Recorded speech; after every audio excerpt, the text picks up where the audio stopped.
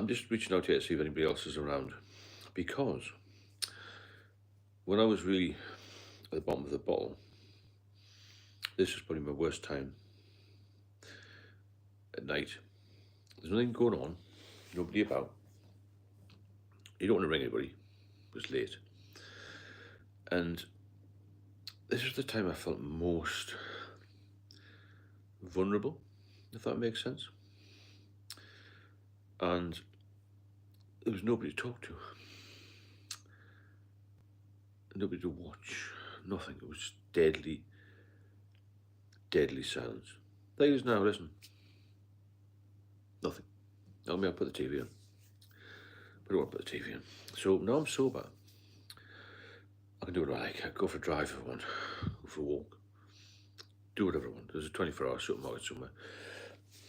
When you're stuck in your flat, your house alone, it can feel very, very, very lonely. And this is when people get desperate. And that's when I'm trying to help people at night. I think at night time is the most dangerous time for people to do something stupid. And I used to get drink bought. I used to buy it from Daily Drink late at night. And I'll just sit with it, just have a couple of cans of beer or a couple of bottles of Stella or something, just to pass the night away. So if you're feeling lonely, try and get to bed. I wish I'd done that. I used to listen to a bit of radio. I listened to a bit of radio in bed. Don't just sit up all night and feel sorry for yourself. It's very easy to do that, you know. Very easy just to sit and think, oh, I've been a mess of my life, or, you know, I should have done this, that, and the other, because it's too late to do that. What you've got to focus on is the future. And you've got to be strong. And you've got to be honest with yourself and think, well, do I want to give up this drink? Because I'll keep reinforcing this statement. It will kill you. It's killed a few of the people that I used to drink with, who, you know, decent people. And it's not really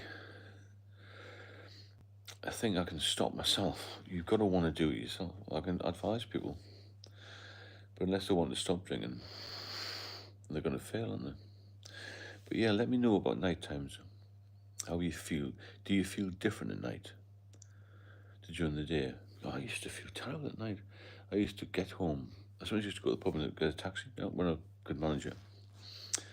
And I always think I'm going to go back and just have a little drink and, you know, be all right. It's the sort of fantasy thing, isn't it? The fantasy of having a couple of, like you used to when you were younger, having a couple of drinks and getting up fresh the next day and you'd be all right. When you get to the bottom of the bottle, in the active addiction stage, then night times were really torture for me. The daytime was bad enough, but night time was 10 times worse. I used to know somebody working the Samaritans line, you know, and they always said that a lot more calls come in after 8 o'clock, especially in the winter, the dark winter's night. That's when people get depression and all this sort of thing. I mean, I got depression in the end when I was really ill because all the treatments weren't working. I mean, they did in the end, but it took a long time for the treatments to work to get me back to full health, you know. But just thinking back, because not that long ago I stopped, you know, October 2019, so just say back to August 2019, July 2019, 6 years ago, I was really bad. I was 9 stone in weight. I didn't eat anything for weeks, months. I didn't sleep properly for years, you know. I was frightened to go to sleep. And the only time I went to sleep was when I had too much to drink. I just felt really, you know, when you feel exhausted through booze. There's not really proper sleep, is it? It's just like, it's exhaustion. You think, oh, I must get some sleep, that sort of thing. And I think this is a dangerous time for people at night. And you can ring the Samaritans all that sort of thing. That's no good. If you're a heavy drinker, all you want is some advice on how to cut down on the booze. Because it's really not that difficult, is it, when you stop to keep focused on it. It's not like you've got to go in for a heart operation and you've got all the stress of that. All you've got to do on paper, I know it's not this easy, but on paper, all you've got to do is to stop drinking. Just don't pick up that first drink. And if you can do that, you've nearly cracked it, haven't you? Don't pick up the first drink. That's the message you've got to get into your head. And that's the message you've got to share. Yeah? Thanks, my friend. These videos. Thanks. I'm so pleased you can get off the booze. You're only 24, you're just a young man. You got your whole life ahead of you, Your whole life. And you don't want to get wrapped up in this shite. Because I'm sober now. I nearly lost my life. And lots of people I know have lost their lives. I was just talking about night times here, when it's quiet. I mean, I've got a partner now, a full-time partner, but I don't live with her. Who's been away, but I've got a totally different life now. When I was on my own, because I never had a good partner when I was drinking, I was a loser. Now I've got some successful because I'm successful in my own way, and in that I'm reliable and I'm a good man now. I'm a different person, You can become a different person. And hi there, how are you doing? I'm pleased I'm an inspiration because I think people need to know this. I just want to help people. There's so many people out there. I didn't realize there's hundreds of thousands of us in the UK, with drink problems. Not all alcoholics, not all raging, active addiction alcoholics like I was, but with problems, mental health problems from the drink. One thing leads to the other, doesn't it? You drink to get rid of anxiety, and then the anxiety comes back to bite you because it's 100 times worse when you've been drinking. It's really bad, I've been watching live videos. I'm not even a big drinker, but how destructive it can be. Yeah, thank you. It is destructive. It kills people, and it doesn't just do that. It takes away people's focus on life. It destroys families.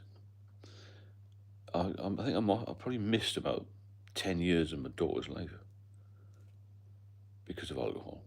Not because I didn't see her, because I wasn't present, if that makes sense. She's 31 now. I get on great now because I'm off the drink. I was off for 8 years. She was really pleased. I went back on it. She was devastated. You let everybody down, not just yourself, your family, and the whole lot.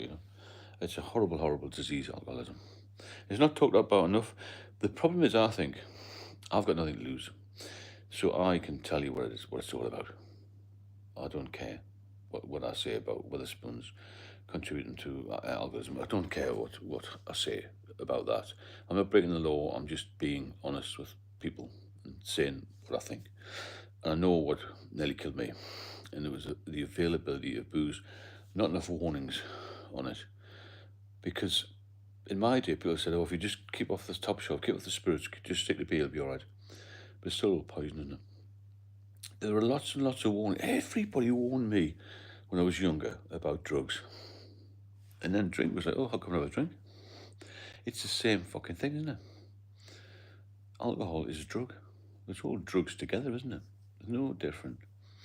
And I want to keep this channel going, as long as I can, to help people. Because I think I've saved a couple of lives, and the feeling of getting a message from somebody's family saying, "You've turned my son around, or my husband, or wife, or whatever," is actually incredible.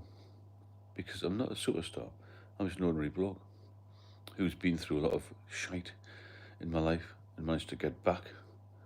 And I think it's something where if I give a little bit back, because my life's brilliant now, because I'm sober, and that's the thing. Hi, Eric.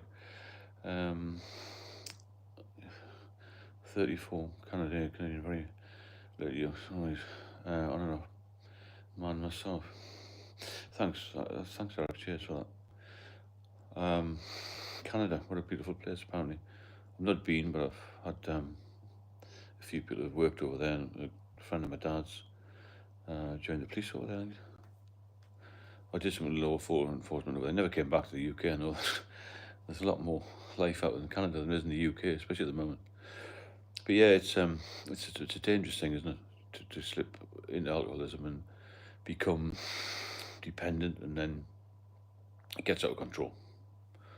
And and it takes your health, it takes everything with you. But when I look back, the thing that I often think about is how much I lost in potential in my life.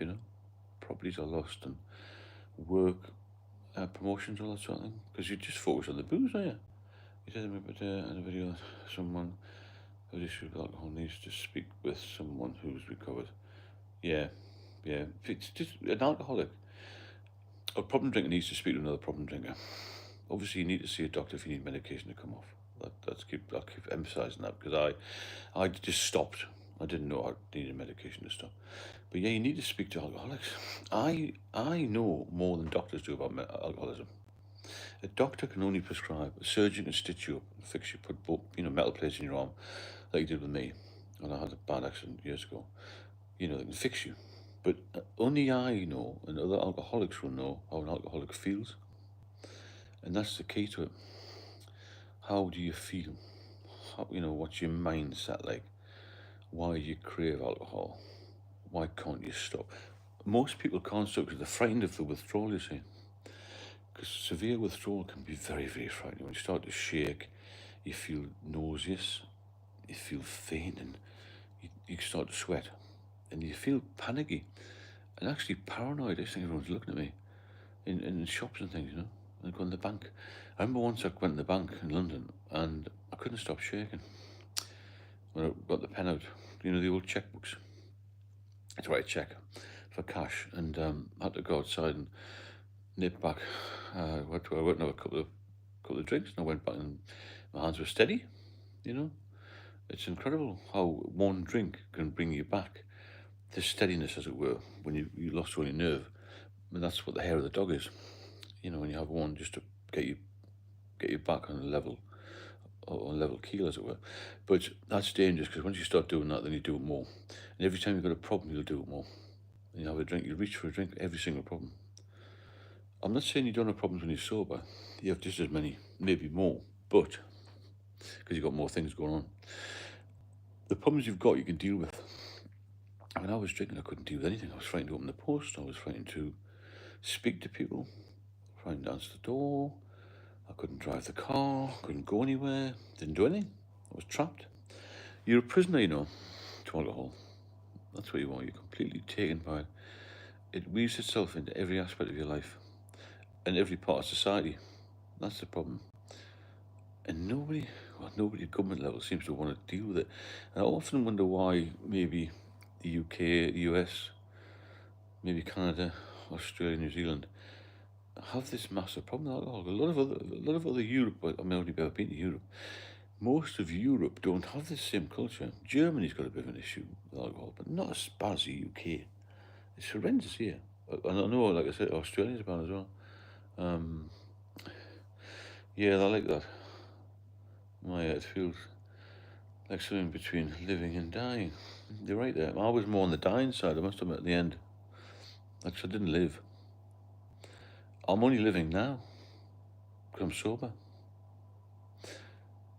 Even in my 20s, I had hangovers. But because I was younger, I could get over it. But I wasn't really, when I look back, I wasn't that fit. I lost all my fitness now. I lost my confidence. You don't look after yourself as well. And you lose your potential as a person. And the things you miss out on, money and this sort of thing, Michelle Hire, I think I never took to drink. Well, smoking there, you see. It's a good point. Smoking's pretty bad for you, isn't it? But smoking isn't... There's not such a stigma, is there? There's a big stigma. Oh, you drunk yourself to this mess. No one makes it with smokers so much, do they? If you said to me, I've given up smoking, nobody gives a toss. Oh, well done. If you say you don't drink, particularly if you start dating people, why don't you drink? What's wrong with you? Oh, you're going to be boring, you. All this carry on just because you don't drink. If you just got off heroin, people say you're doing really well to get off heroin. But alcohol, God almighty.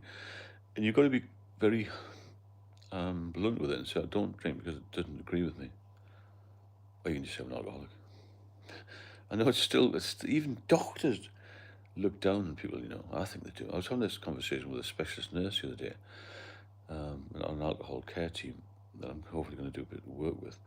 And she said, stigmatised. People are frightened to tell the doctors how much to drink. The doctors aren't bothered, they're just doing a job. But well, yeah, they do hate the smokers, but what I mean is, I don't think it's as bad as the drinking. As in, let me put it another way. If you give up smoking, they're probably going to say, well done. If you go drinking, they want to question you. That's what I meant, really. So yeah, thanks, mate. You've got to hope. You've got to, and I've done all right. I've made it. Thank God I've made it. But I didn't find it easy the first bit of time. But I think once that doctor said to me, you're going to die if you don't stop drinking, I thought, well, I've got to get my act together here. Otherwise I will die, you know. Yeah, it's the thing. When you said you barely leave the house, that was me, you know. I couldn't hardly get out. Maybe the odd taxi down for a pint or two just to get out of the flat or out of the house or whatever. I was single as well then, you see, because nobody wants to speak to you when you're in a mess and you look a mess, you don't eat, and you're not very good company. Alcoholics aren't very good company, are they? They don't have much to say, really. When I go around the table with the guys who I used to drink with, like today, so, I said, what have you been up to? Oh, I've been in the Wetherspoons all weekend. And most weekends I'm doing something, you know, I'm doing something. And they get very jealous because they want to be sober, really, and they can't. And they become a bit morose. And they haven't done anything because all they've done is just start the boozer. I mean, one guy I know was 42. He was told he had maybe some liver damage when he was 20 odd. He still drinks every single day of the week. I said to him not long ago, I said, what happened if the doctor said, you've got to stop, otherwise you're going to die? He just said, oh, I don't care. That's a bit different when you're in hospital. But some people don't care. They're quite willing to just carry on and hope for the best. And a lot of people think, well, it'll never be me, or I'm not as bad as the person in the corner who's drinking a bottle of gin. But even on beers, it's a lot of alcohol, you know, if you add them all up, you know, percentage-wise. But just talking about earlier there, night times were always worse for me. Because you've had a lot to drink, you see, by then. It's affected your brain. And I couldn't even go a couple of hours without a drink. Because I needed it just to get up. To even have a wash, put some water in my face. I didn't clean my teeth for months. I was in such a mess. I actually went to the dentist a couple of years ago and he said, your teeth are fine. I was stunned to find out my teeth were fine. Because I didn't look after myself. A massive beard, like long hair and all lank and so thin. And one of the doctors called it deconditioned. Very badly deconditioned. And I was just like a complete mess, you know what I mean? Not good at all. Hi, Colin, how are you? It's amazing how many people are up, isn't it? At this time of night. Because not everyone goes to bed early. And even people at work want to sit up. Everyone's got different body clocks. Because this is the time when I got really low. This is the first one I've done at this time. I've just started doing these lives, I'm quite enjoying them. And the middle of the night is when people get really, really, really bad. Hi, Colin, is your cirrhosis under control? Or you got no symptoms? Because mine had massive symptoms, ascites and all that sort of thing. But now it's under control. It's like compensated now. So they've told me, the powers that be, as long as I don't have any more drink, I'll have a normal lifespan, as it were. In 2019, I had a year to live. So somebody, not wrong, but something happened. And I was able to, you know, keep focused. I'm going to have some of those Guinness Zero. Because you do lose hope when you're told you've got this. Because you think cirrhosis is the end, but it's not. Because the liver will repair to a certain degree. There's a lot of scarring. But as long as your liver functions okay, it's good, you know. What's that? Double tap the screen. Like, share. Oh, I don't know what I'm doing here. Double tap the screen. No idea what I'm doing there. I have craved a drink now and then, but I'll let it pass. Well, yeah, your stomach needs to have a rest of it, doesn't it? You've got to get your get your stomach right, get your digestive system right. Hi James, how are you doing? I'm just talking about generally just drinking and how it gets you down, and this time of night is bad for people. It's a very lonely time. Like I say, you can't even make a call, can you? I mean, I'm doing this, even though I've only had 3 hours sleep because I've been in Dublin all weekend, but I'm here to help people. And I used to wish I just pray for somebody to come and rescue me, you know, even ring me up. Nobody ever did.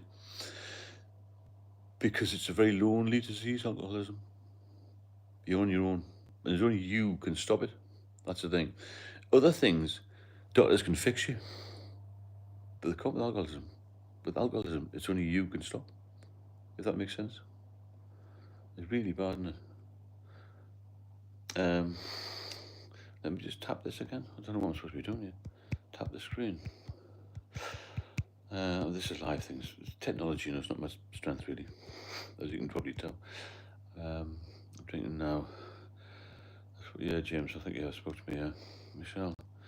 It is totally depressing, Michelle. Yeah, that's what it is. It's a depressing drug. And that's why people kill themselves. Ultimately, isn't it? And people do stupid things to get attention. Not to get attention, but even just to get seen.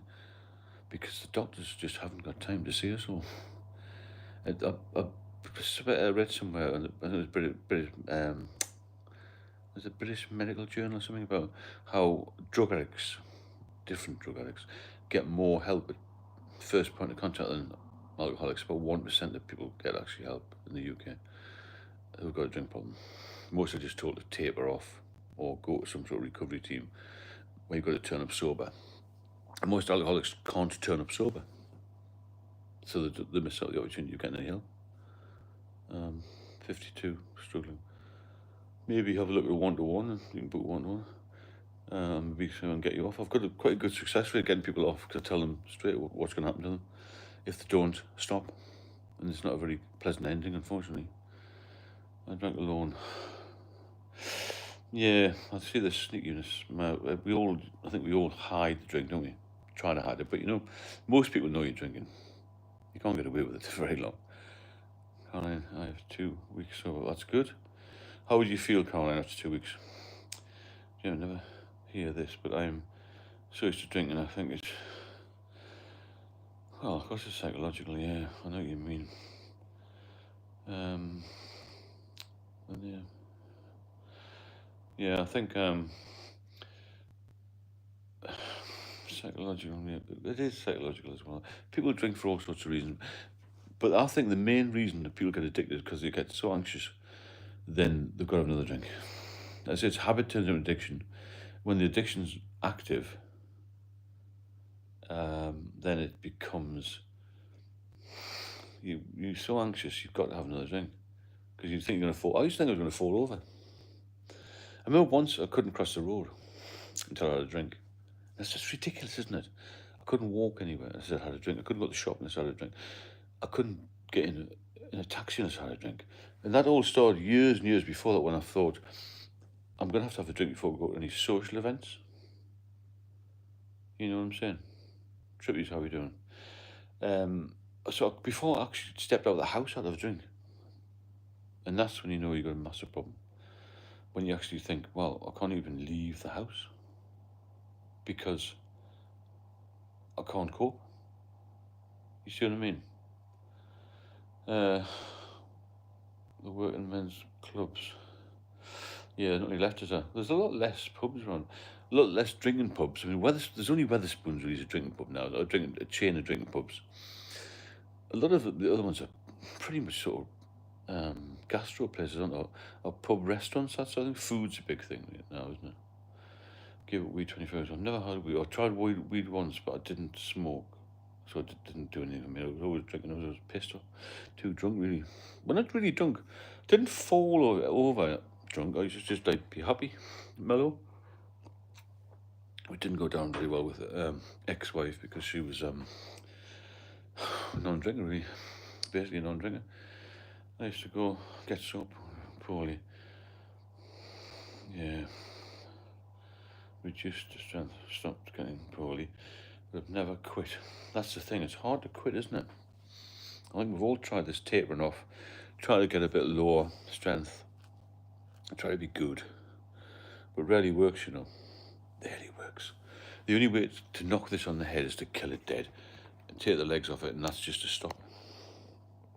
And like I said before, it's not that easy, but it's not just a big worry. It's less worry than if you had cancer, or less worry than if you had to have your leg chopped off, or you had to have a major back operation, or you're going to be in a wheelchair. None of that's going to happen to you if you stop drinking. None of it. You can have some withdrawal, right? If you're not dependent yet, you feel a bit rough. But you haven't got the stress of going to hospital, have you, for 6 weeks? To have major surgery. You imagine, the people in the world who've got all these huge medical issues. All you have to do is not drink. Why are we so frightened of stopping? That's another question, isn't it? We're all worried about, we can't stop, we can't stop. Some people won't stop because they think they're going to get bored, you see, or they're going to lose their friends. Most people in the pub, you drink with aren't your friends. They're just people who can't get sober like you, or like me. But once you get sober, you're fine, you know what I mean? You've got to be strong. That's the word, strong. You've got to be strong. Yeah, one of the 3 cops. You've got to be very strong, you know? And you've got to be selfish and think, I'm going to get well for me, you know, and be positive, be selfish, get well for yourself. No, I don't have any FOMO now, fear of missing out, because I've gained a lot more by being sober. I've gained a fantastic partner, a different world, a different outlook on life. And I like being fit. I like being able. Do you know what I like? People coming to me for advice. What I like was, I used to be very independent. When I was ill, I was in the police service and had a bit of rank, I was quite independent, or very independent. People used to come to me for advice. And then suddenly, when the drink took me down, I was in a wheelchair asking other people for help. I was the helper. And then when I become ill with the drink, I needed help to do everything. Yeah? So that's another thing. You lose your dignity. You lose all of your confidence. And you'll feel like shit, really. And you want to just hide away. I felt ashamed, you know, really ashamed. Jekyll and Hyde character, yeah, that's very true. A lot of people are Jekyll and Hyde character. Took a hospital stay and seriously ill before I stopped. Yeah, similar to me. Yeah, a lot of people are like that. Sometimes you've got to have a bit of a shock, you know what I mean? I'm beyond missing about and stuck in my flat alone. Right, that's James, that's exactly where I was. Don't lose hope on that one. You can get out of that. I do want one-on-one mentoring, you know, just click on the link, it's on all the videos. I can get you off the drink, but you have to have the right mindset. You've got to get off the drink, to stay off it, more importantly. It's easy to get off it for a lot of people. It's to stay off it's a problem, isn't it? Because even I relapsed after 8 years. And I'm quite strong on it, on the sobriety side. So it's staying sober. Like all these celebrities you see, Gaska and George Best, all the rest of them, they got sober with the help of very expensive treatment centres. And Best even had a liver transplant, but they just couldn't stop. Oliver Reed couldn't stop. I'm only using them as an example because they're well-known folk. But that runs through society as well. It's not being able to stop. It's really not being able to keep off it. You've got to stop for life. And that's massive when people have been used to drinking. When somebody says you cannot drink at all, you know. Yeah, George Best. Liver transplant. Terrible, really. James, you need to find the good things to replace it. That's the issue. That's a massive issue. You need to find a hobby. It's not, like I say, it wasn't easy for me. It took me years to get off it. But when you realise it's going to kill you, if you don't want to die, what alcoholism is, heavy drinking to me is slow suicide. That's what it is. It's slow suicide.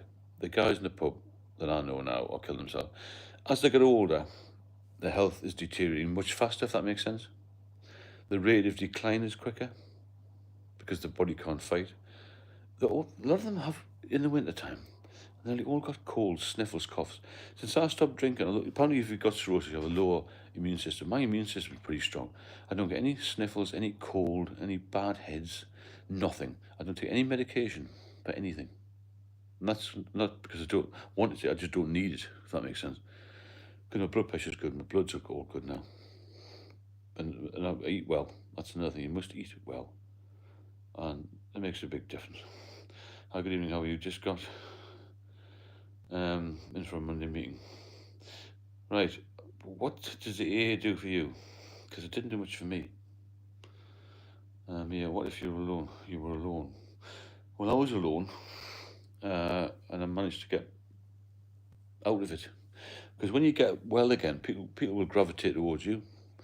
Nobody wants to be with somebody who's lying around thinking, "Oh God, they're looking terrible," or they can't go. When you start to get your life back and you start to feel healthy, you've got a bit of natural glow, people will gravitate to you rather than you chasing them. If that makes sense. When you just, it's such a hard thing to explain to them. We're all in the same boat, really. Yeah. Some have broken away from it, but it's always going to be on a shoulder. They're just waiting to grasp us back. This alcoholism, carry on.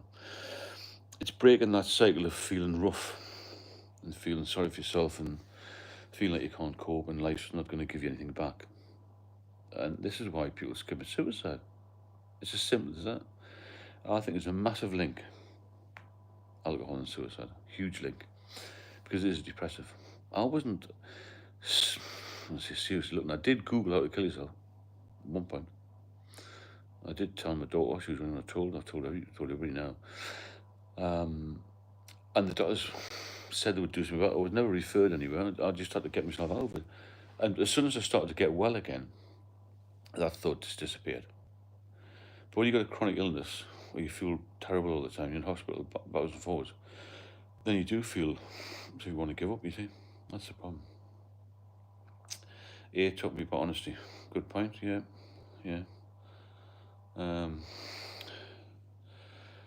Right, okay. Honesty foundation.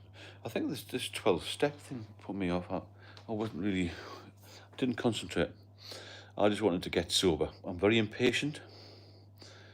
So I'm just, I want to get sober now. I want to be sober tonight, tomorrow, whatever.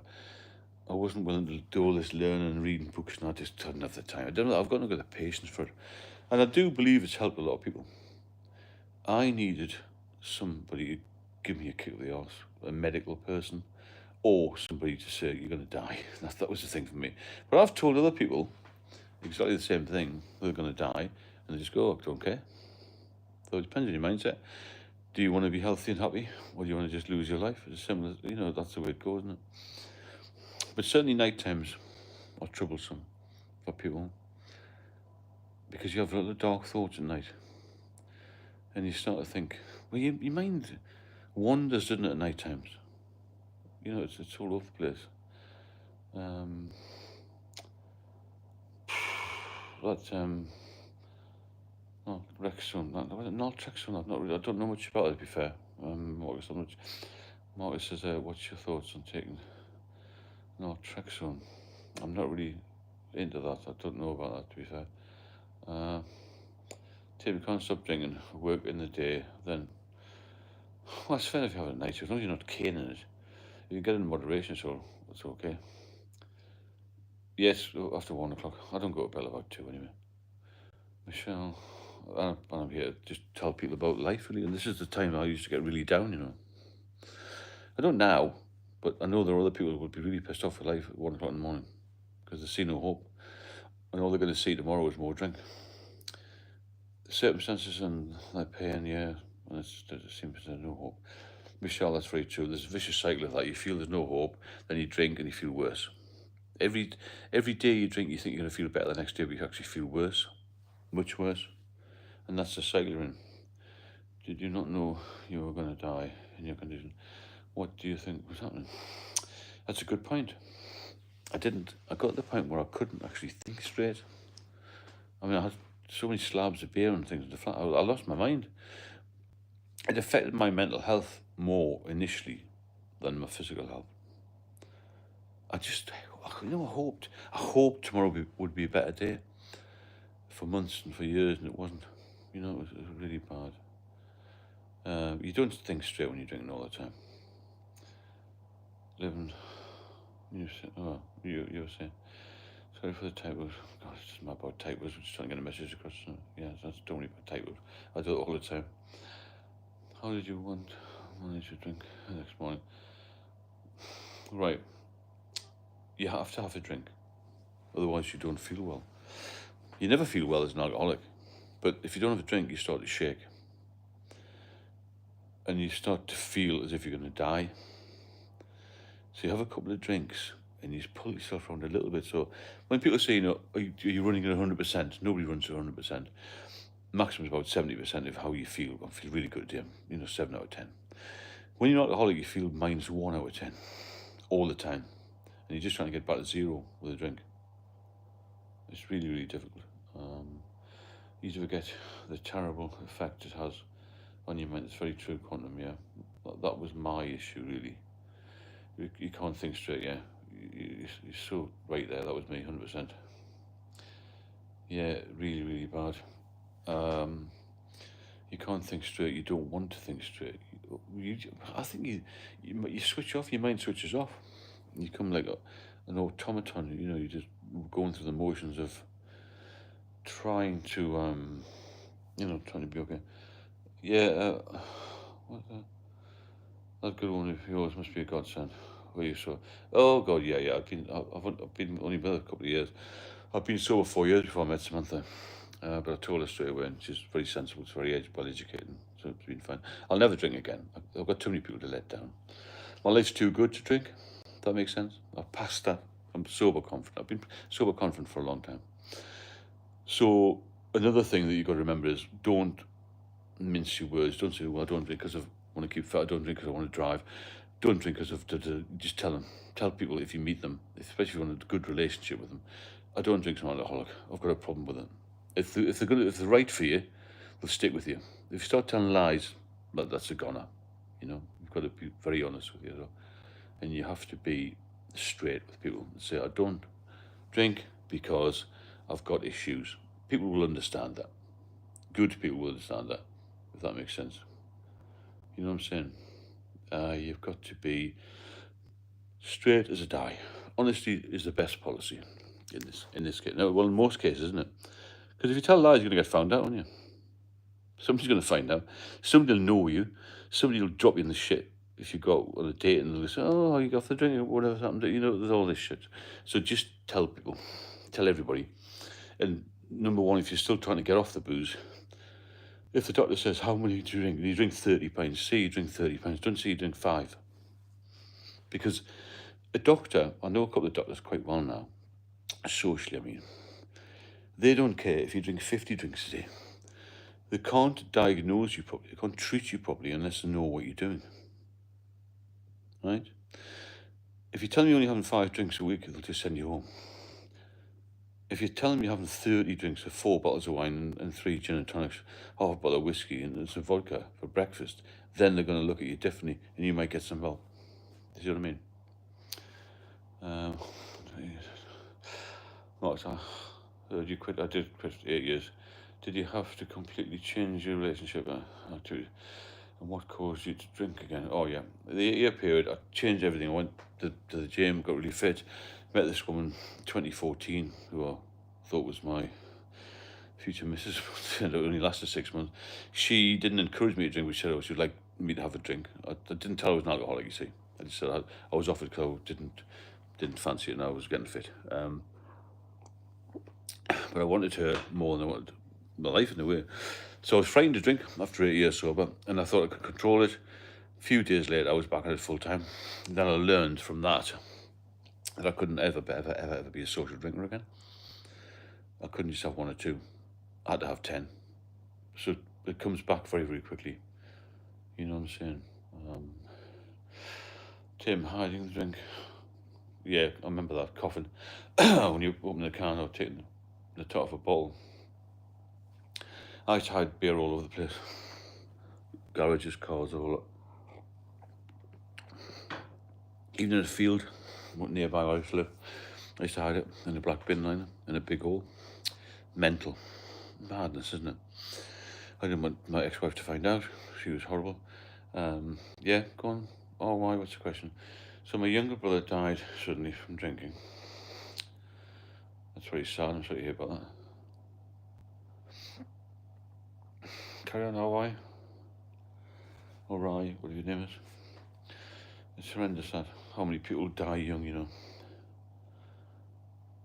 Hearing that. He was just in hard liquor.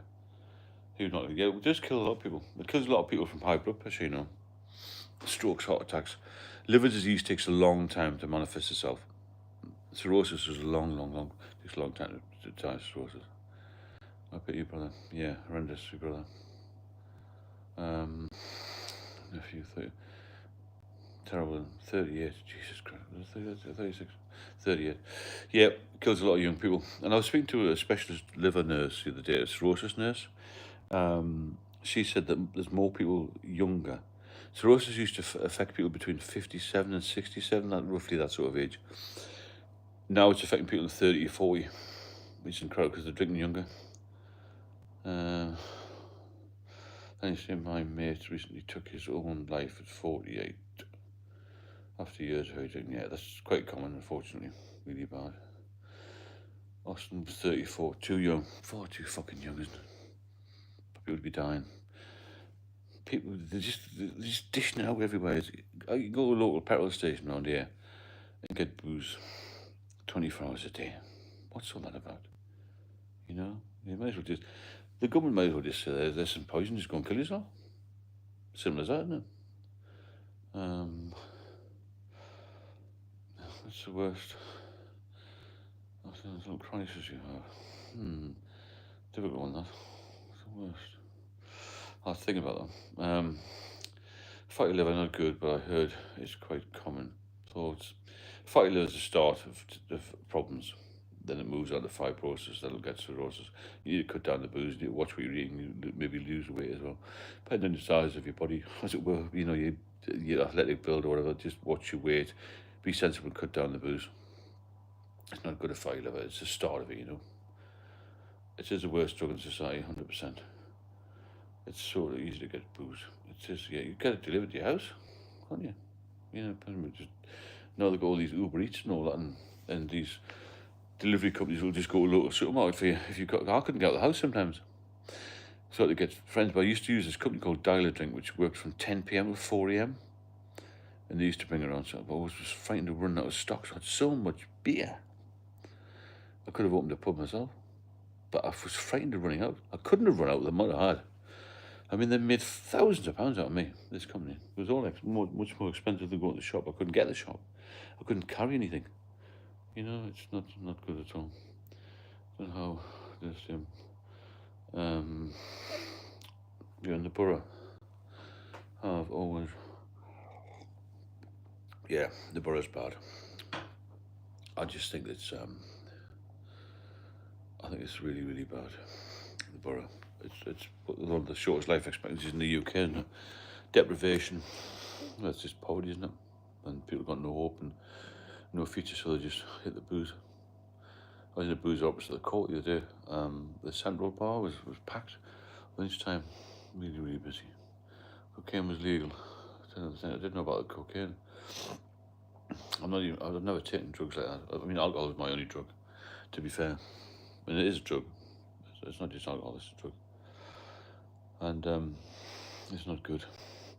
But I said this time of night is when people will get really, really fucking down. It's dark, isn't it? It's quiet. People get lonely. The thoughts drift.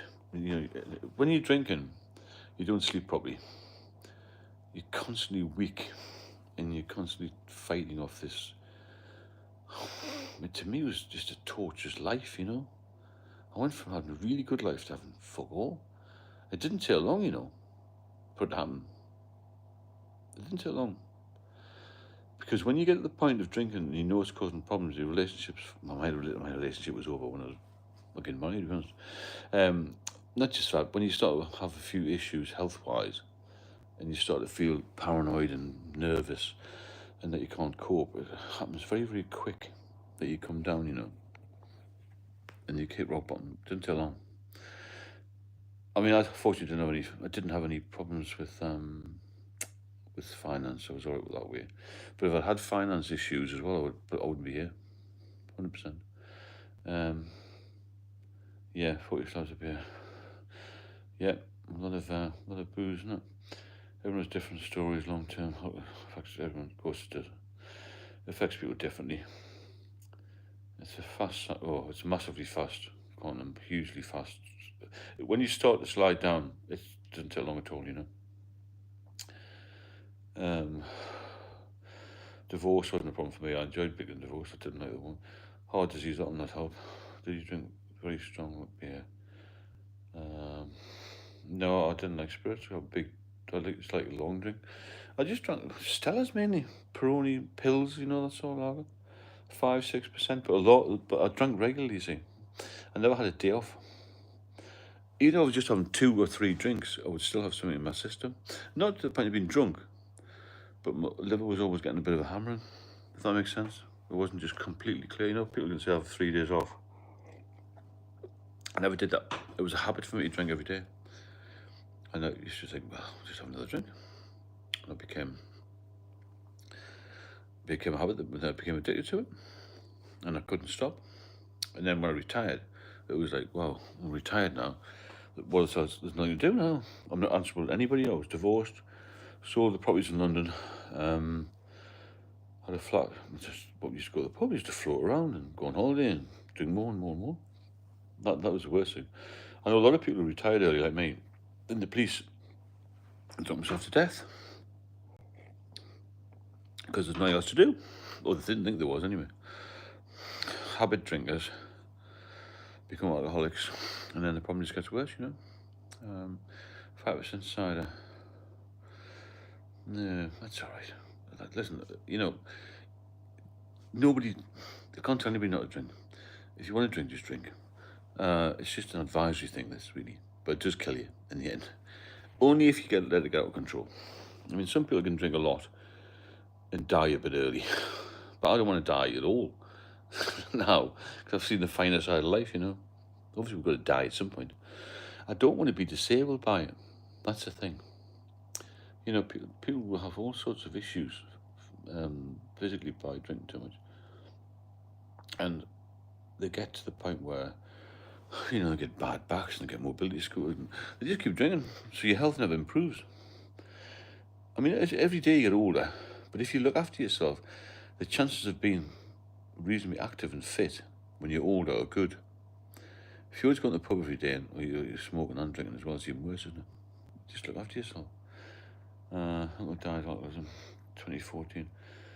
Told us as young adults, stay off the top shelf. That's exactly what I was told. Go on, stay off the top shelf. But never staying. So I can't say, no, it's true enough. You can be an alcoholic just on beers. Enjoyed 5 steps of alcoholism, people. Yeah, that's true. 3.5 when you're getting problems. It stops working. We lose a craving, yeah. Oh, wait, is there a lot of public funding? No, not at all. The UK is terrible. Very bad. For drinkers. Slightly better for drug addicts, but not really for drinkers. How much paying rent? I had some money. I invested a lot of money I bought some property when I was young. I worked really, really, really, really, really long hours when I was 18 to sort of 30. And my ex-wife had a bit of a business head, so it was always for cash. I've been through support. Especially, yeah, thanks for that, yeah. These alcoholic support people, I'm not sure that they do much. I went to this mental health place once with a mental health nurse. She said, with the next girlfriend of mine, she said, you look pretty smart, why couldn't you just drink shandy? I didn't have a clue what I was going through. Just if I turned up someone and could give a story, then they just dismissed me, really, you know. It's a bit of a waste of time. Anyway, hope you've enjoyed a little bit of a chat here. I'm going to do some more of these. I think they're quite useful for people, because to be on your own is not good. Hopefully we're past that stage where it was acceptable. Yeah, true. I think the kids have seen the damage and know. This is interesting. Is it Abby? Lavery, yeah. When I've been to the hospital trying to help, I'm trying to do this advisory thing with the alcohol care team to help post transplant patients, all sorts of things. It keeps saying the younger generation are learning. It depends on their social level. In deprived areas, youngsters drink a lot more. In wealthy areas, they're drinking less because they've hit the gym, they've got all these different things, social medias and whatever they do. When you're in the working class areas in the UK, the alcoholism risk has gone up massively amongst young kids. They're drinking at school, getting expelled from school for having alcohol in their bags. There's a little bit of bad media coming out here about our youngsters. It's all a lot of bollocks, to be honest. It's just to make people think, oh, people are drinking less. They're actually drinking more. And liver disease deaths are on the rise, like I've said. So I don't believe that people are drinking less. People are drinking more, well, stronger beers. That's why they're getting cirrhosis earlier in life and dying when they're 31. You know, this sort of thing. So it's very, very, it's a very, very cruel disease, this. It'll hit a lot of people young, you know. Not good. Okay, I'm going to say goodnight to everybody. I'm glad I had a bit of interaction there. I'm going to do as many as I can of these. I think they're better than, not better than doing videos. I'm going to do videos, but quite good for people who are a little bit lost, and we can talk as a group. Because it's already watching the video, but you haven't really got anybody to talk to, have you? And I'll see you all hopefully tomorrow, and have a good sleep, as it were, and take it easy, because life's good, it really is, and life is fantastic without the booze. Right, I'll catch you there. Bye-bye.